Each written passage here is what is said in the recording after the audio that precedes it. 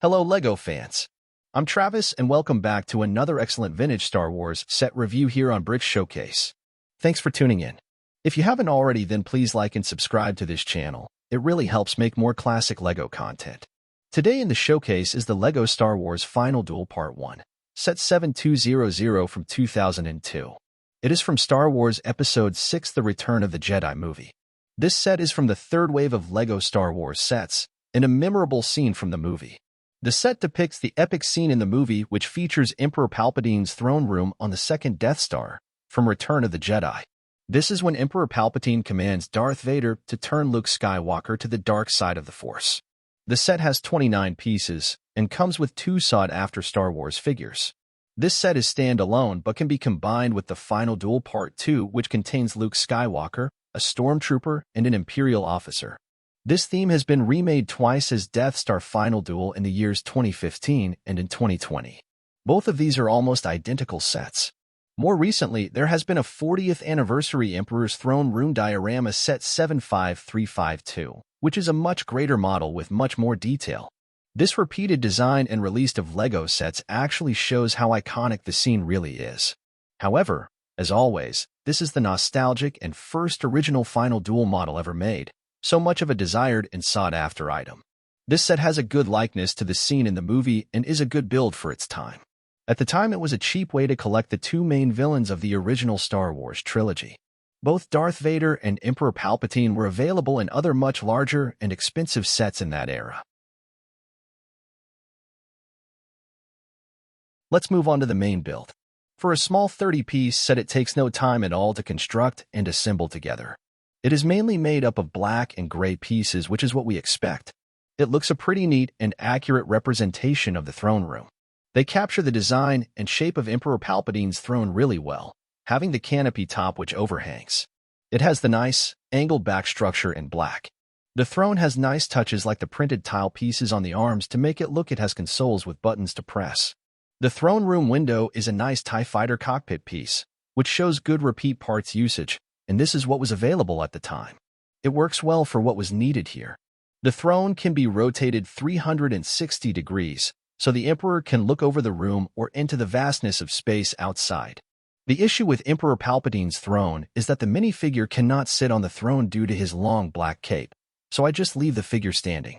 While the model itself offers no action features apart from having the Emperor revolve on his throne, the fact that you get an Emperor Palpatine and a Darth Vader figure makes for great playability. Here, Darth Vader can hoist up the Emperor and throw him down an imaginary shaft like in the movie. If you like this set and review so far, then please like and subscribe and help the channel grow.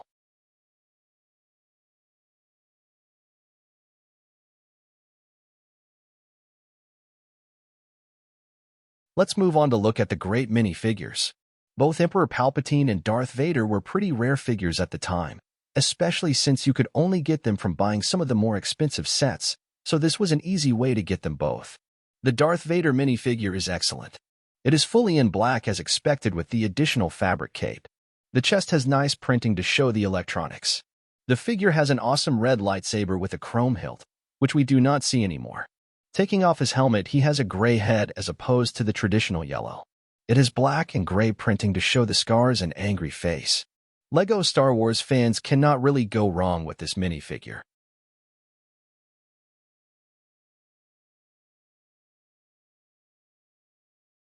The Emperor Palpatine minifigure is equally as excellent. Again, it is fully in black as expected with the additional fabric cape. The chest has nice printing to show the robe garment. The figure comes with a black walking cane like in the movie. He has a chrome lightsaber hilt as in the movie. He has taken Luke Skywalker's weapon.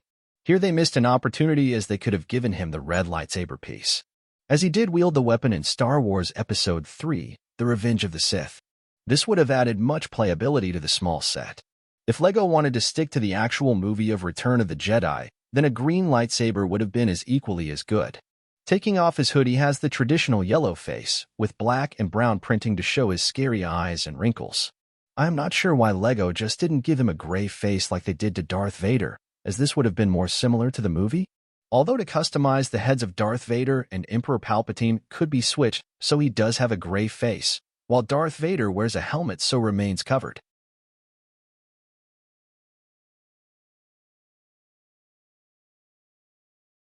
So, there we have it, LEGO Star Wars Final Duel Part 1, Set 7200 from 2002. From Star Wars Episode 6 The Return of the Jedi movie. It's a nice little set, and at least at the time, it was an easy way to get a hold of the two main villains of the original trilogy. For people who love Emperor Palpatine and Darth Vader like myself, this set is definitely pretty neat. This set is repeated in the larger and more recent 40th Anniversary Emperor's Throne Room Diorama Set 75352, which is a much greater model with much more detail. Overall, this is a great set build for its time. But like so many Star Wars sets, it has been superseded by more superior and better-looking sets and minifigures. At the time it was released, people didn't know there would even be different and better future versions made. Perhaps there will be a UCS Death Star version 2 at some time in the future, as it is an iconic scene from Return of the Jedi. However, I'd recommend this set to any vintage collector of old Star Wars LEGO sets. Thanks for watching. Please put in the comments below of any vintage LEGO themes you would like to see. Please remember to like and subscribe, and we will see you at the next Brick Showcase.